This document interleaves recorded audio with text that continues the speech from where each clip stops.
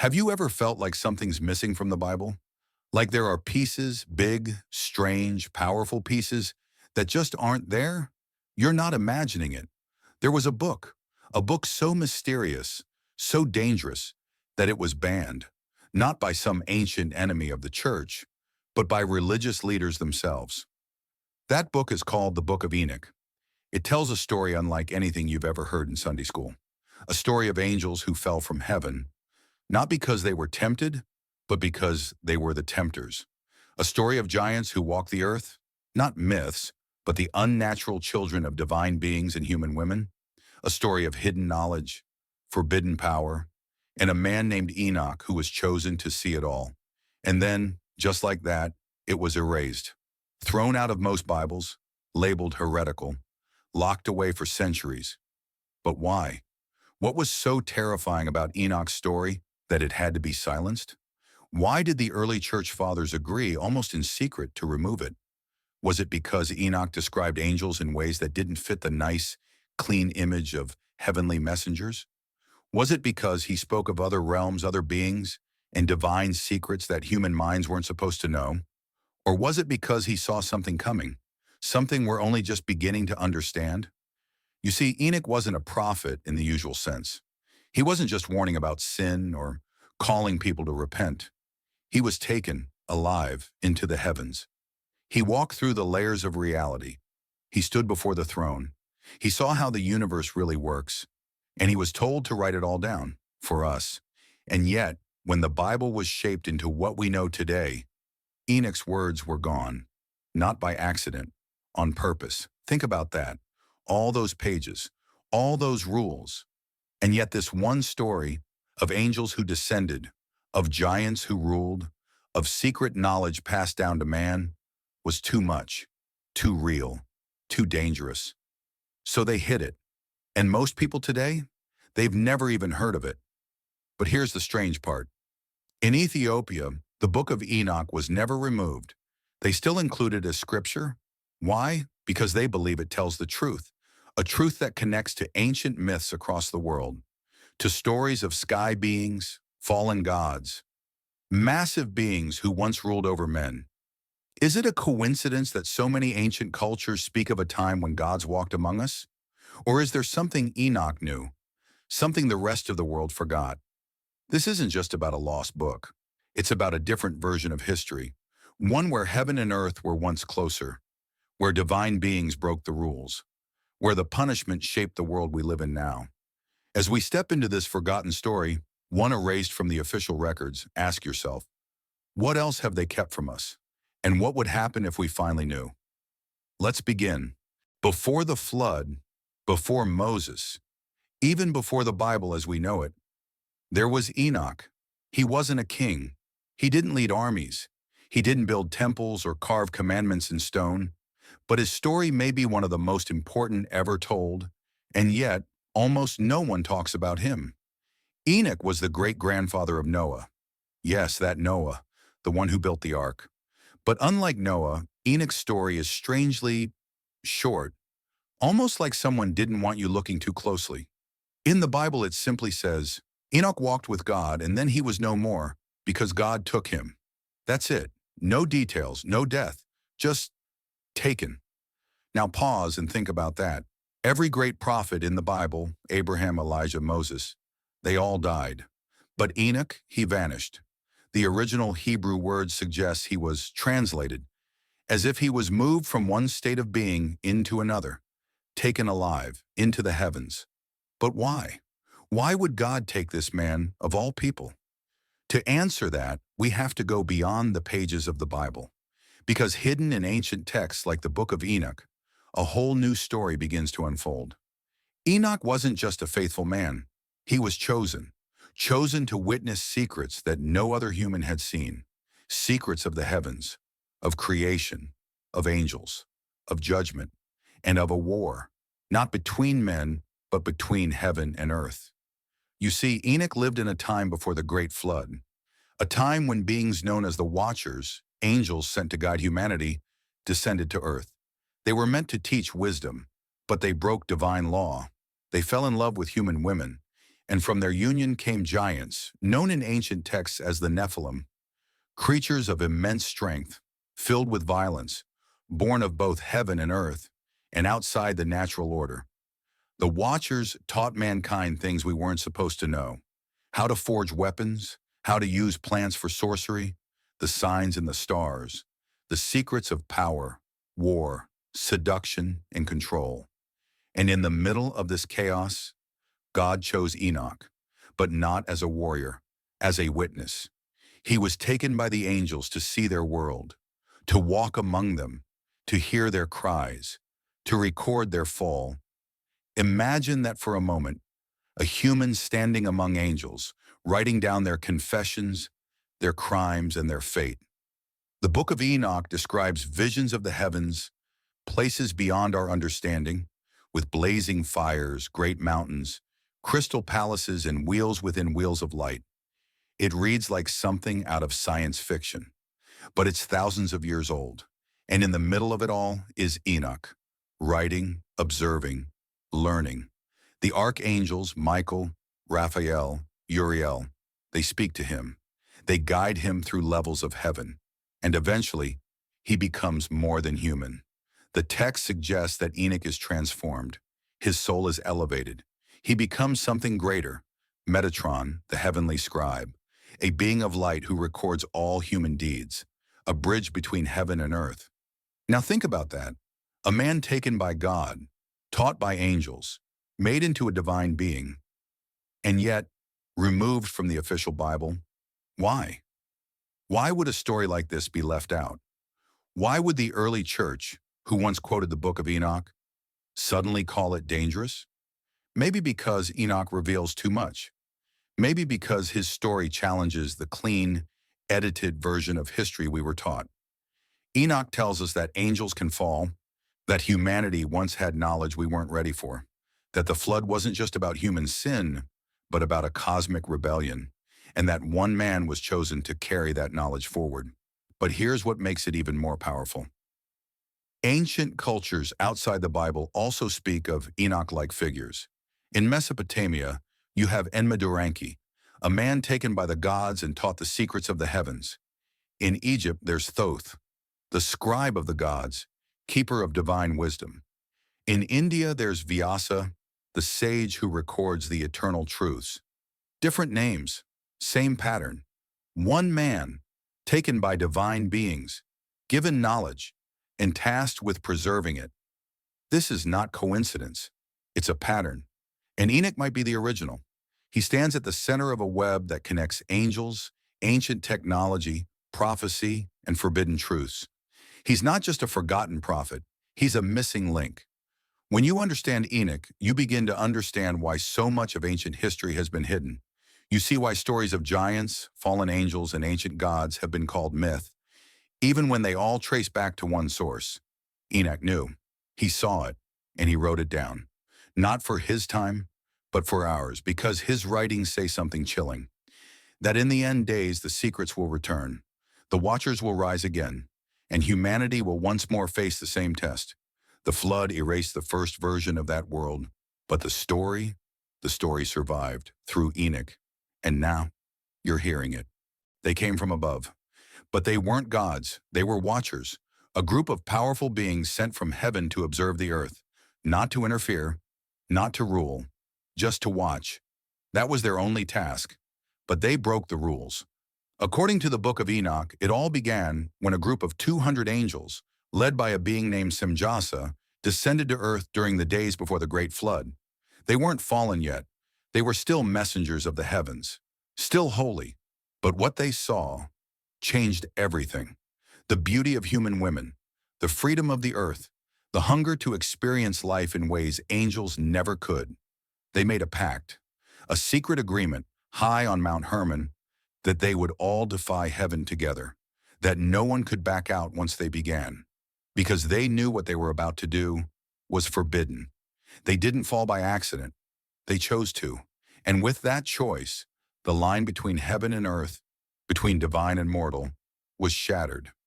The Watchers came down in full glory, towering beings of light and power, unlike anything the ancient world had ever seen. But they didn't just take human wives. They brought knowledge. Knowledge that was never meant for us. One by one, they began to teach mankind things far beyond our age. Azazel taught how to forge weapons, swords, knives, and shields. Before this, wars were rare. But with blades in hand, men became killers. Simjaza taught enchantments, root cuttings, and sorcery. Others taught astrology, how to read the stars, the movements of the moon, the names of the constellations. Kokabel taught the signs of the sky. Barakiel, the signs of lightning. Penemu, the secrets of writing and the art of lies. They gave humanity knowledge, but without wisdom, power, but without control. They didn't teach balance. They taught domination. The earth changed almost overnight. Men built weapons of war. Women used enchantments to manipulate. Magic, lust, vanity, violence. It all exploded across the ancient world like a disease. And from the forbidden unions between the Watchers and human women came the Nephilim. Giants, titans, beings of enormous size and strength, but also filled with cruelty. They devoured all that humans could provide. And when food ran out, they turned on mankind. Some stories say they even began to drink blood and feast on flesh. The world that was once pure and full of life became soaked in blood and fire. A paradise turned battlefield. And the worst part? Humanity thought it was a gift. We thought the Watchers were gods. We worshipped them, built monuments in their honor, passed down their knowledge as sacred. But the truth? They were destroyers. Not because they hated us, but because they loved us in the wrong way. They broke the divine order and dragged us down with them.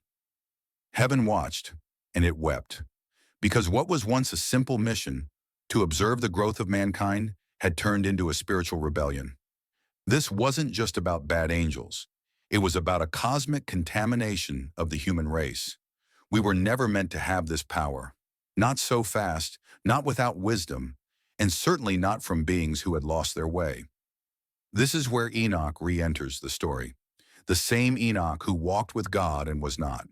He was chosen by the divine to witness what the Watchers had done. He was taken into the realms of heaven and shown the full truth. And he didn't just write about the Watchers. He stood before them. In the Book of Enoch, the Watchers ask Enoch to write a petition for their forgiveness. They beg him to speak to God on their behalf. But when Enoch returns with the answer, it's not what they wanted to hear. They would not be forgiven. Their fate was sealed. They had introduced corruption that couldn't be undone. Their children, the Nephilim, would soon face destruction, and the earth itself would be cleansed by a flood. But not yet, because before the judgment came, the secrets had to be written down. The truth had to be recorded, and that's what Enoch did. He became the scribe of heaven, the one who saw both the light and the fall.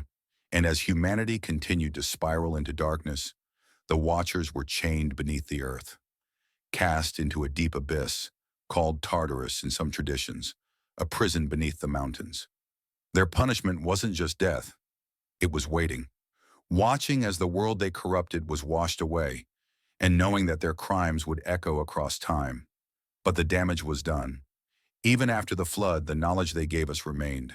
It hid in secret teachings. It passed through mystery schools, ancient cults, forbidden books. The whispers of the Watchers didn't die. They just went underground.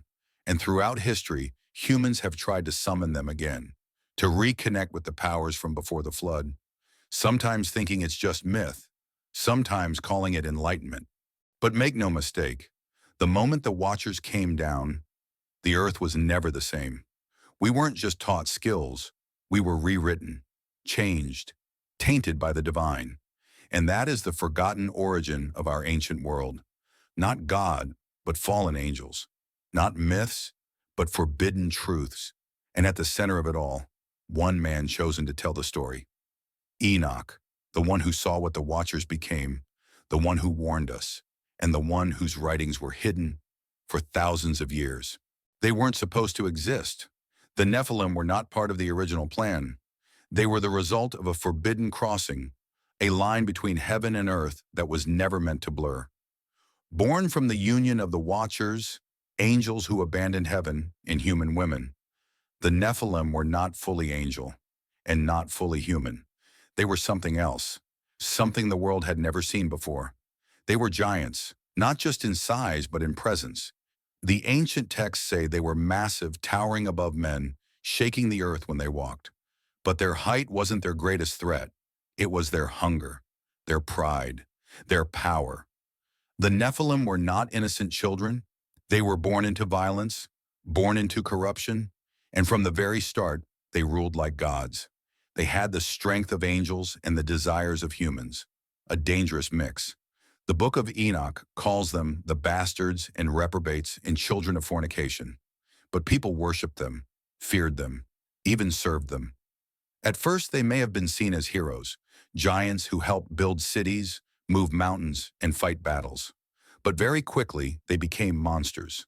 They devoured all the food, then the animals, then humans. When their hunger grew beyond control, they turned on mankind. They were not just eating to survive, they were conquering, destroying. Fathers watched their sons vanish. Villages disappeared in a night, and no one could stop them. They were too strong, too fast, too full of rage. The ancient world cried out, but there was no escape. And remember, this didn't happen in a fairy tale. This happened in the days before the flood, when the world was still young, when people lived for hundreds of years, when the blood of heaven still flowed in human veins. These giants, these Nephilim, became the reason for Earth's first apocalypse, because what started as a heavenly rebellion turned into a full contamination of creation. The Nephilim weren't just large, they were unnatural.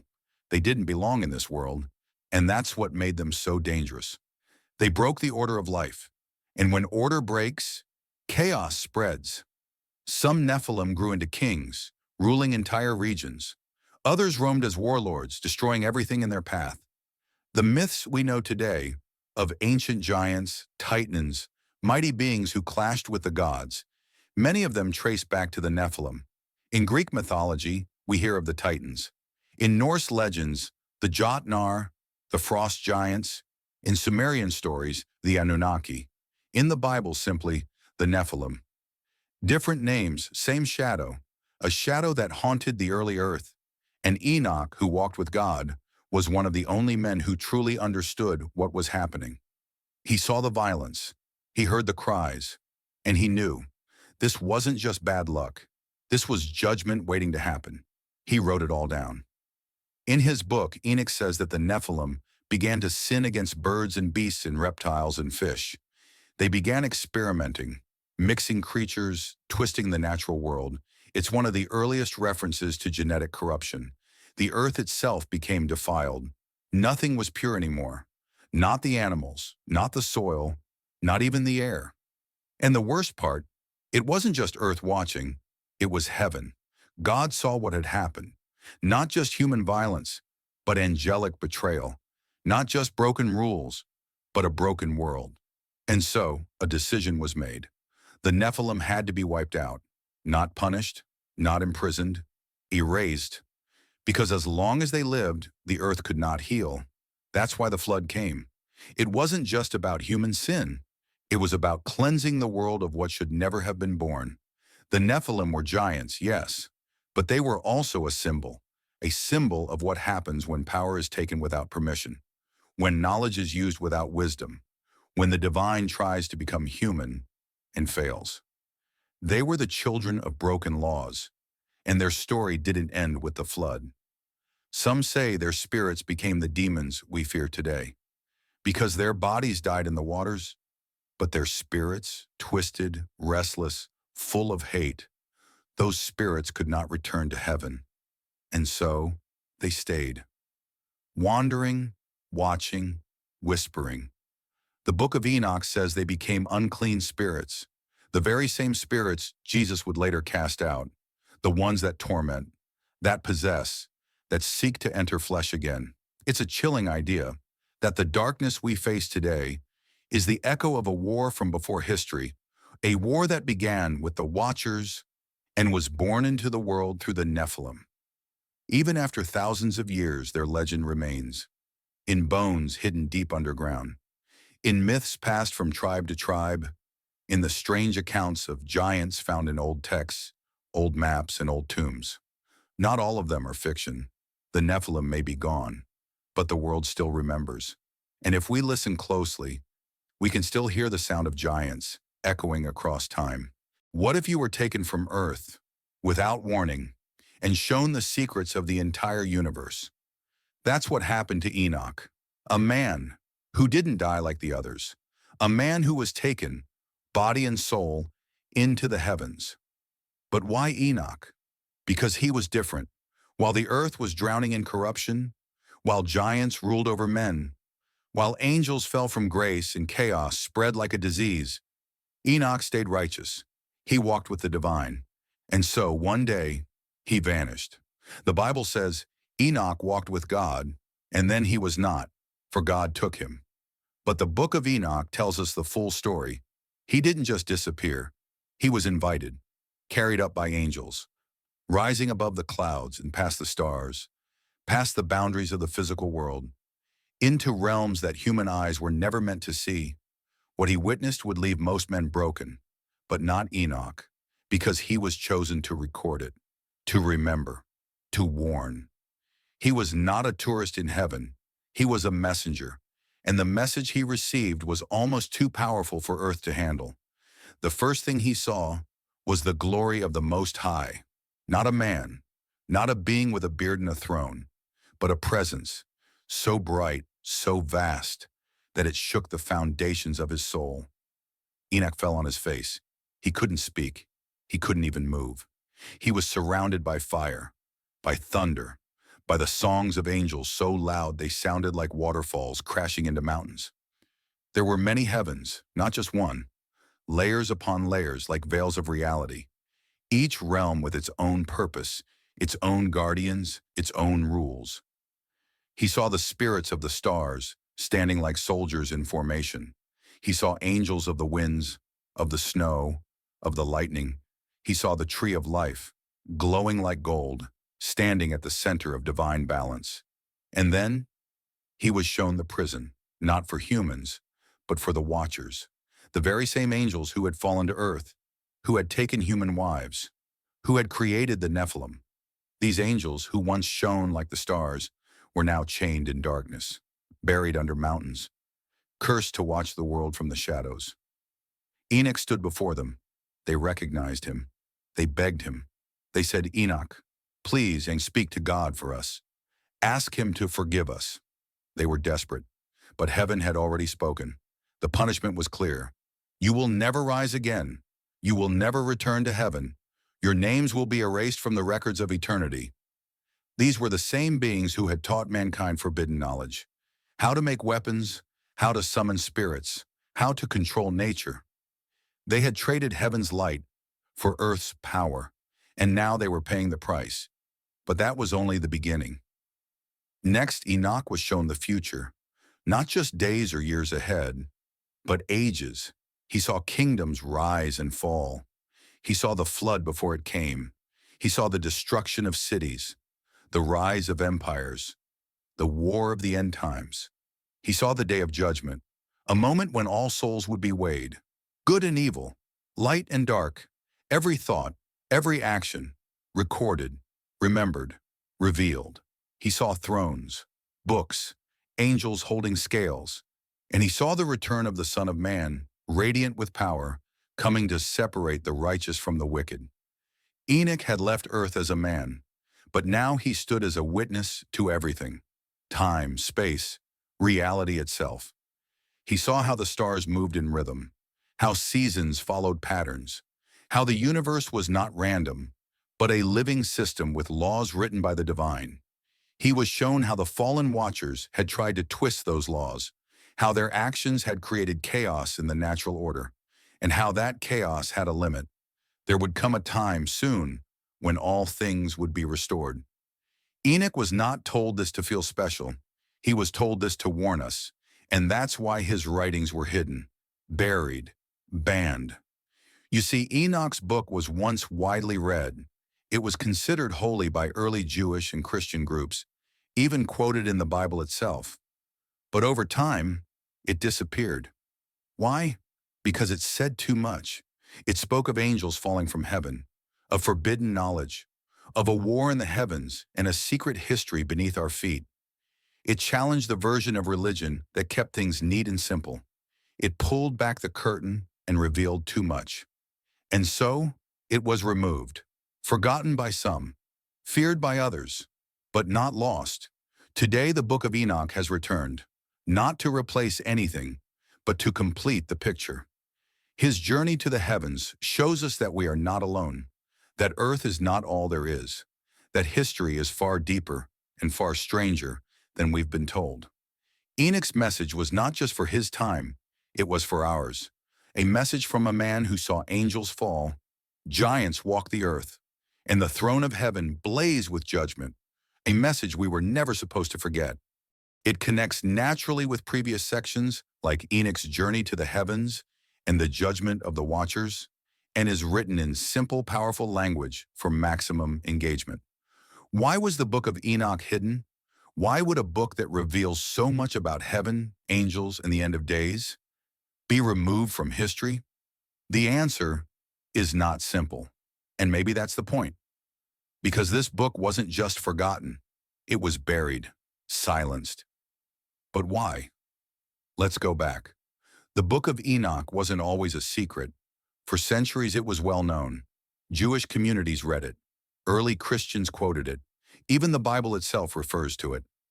In the New Testament book of Jude, we see this line: Enoch, the seventh from Adam, prophesied, saying, "Behold, the Lord comes with 10,000s of his holy ones to execute judgment on all." That's a direct quote, word for word, from the Book of Enoch. So what happened? Why did it vanish? The answer lies in what it dared to reveal. Enoch's book doesn't hold back.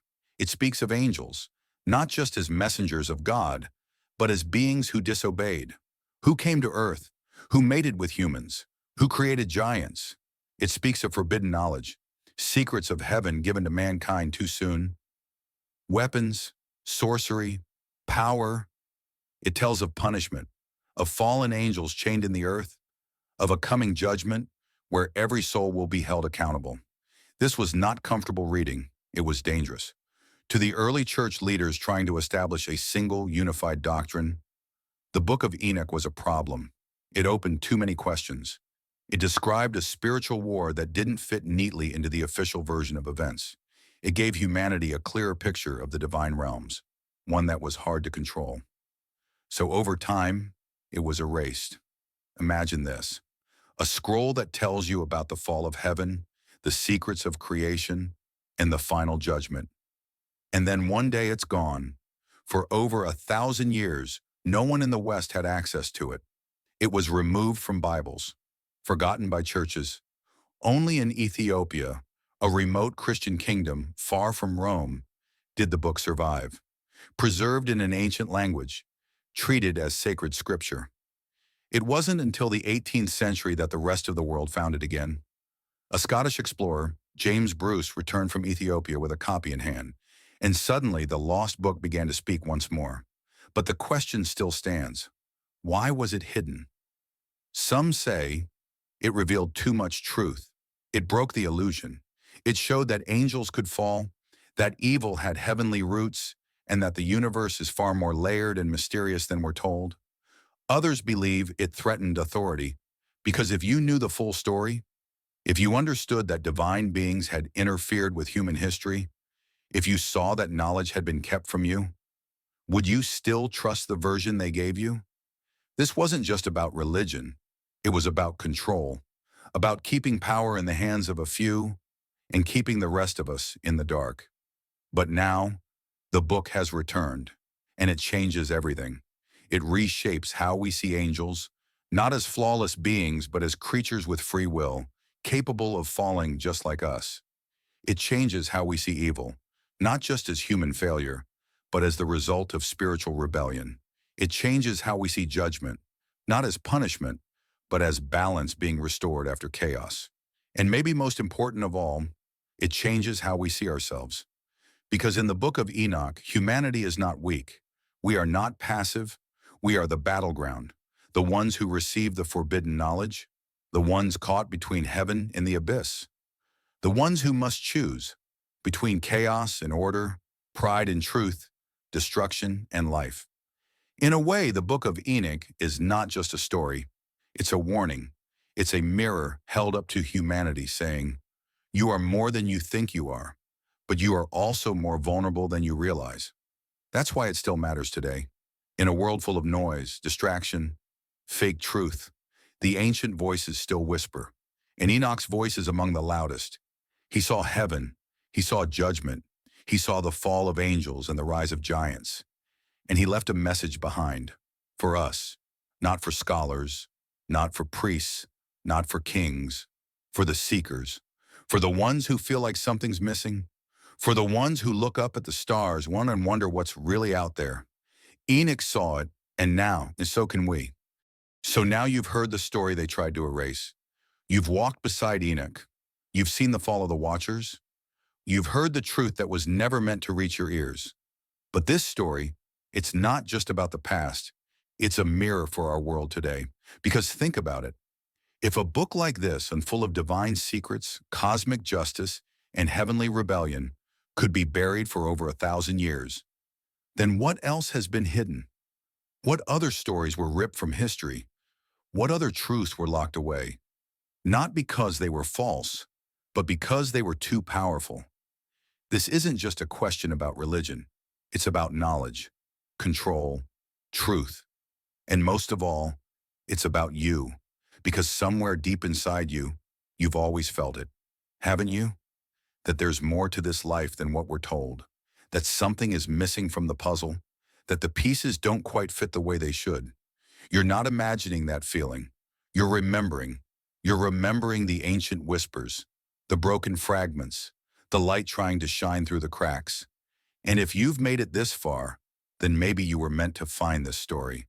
Maybe Enoch's words, maybe the Watcher's fall, maybe this forbidden book was meant for people like you.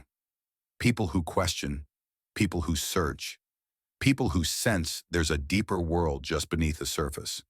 This was just one truth among many, a glimpse into the shadowed corners of human history.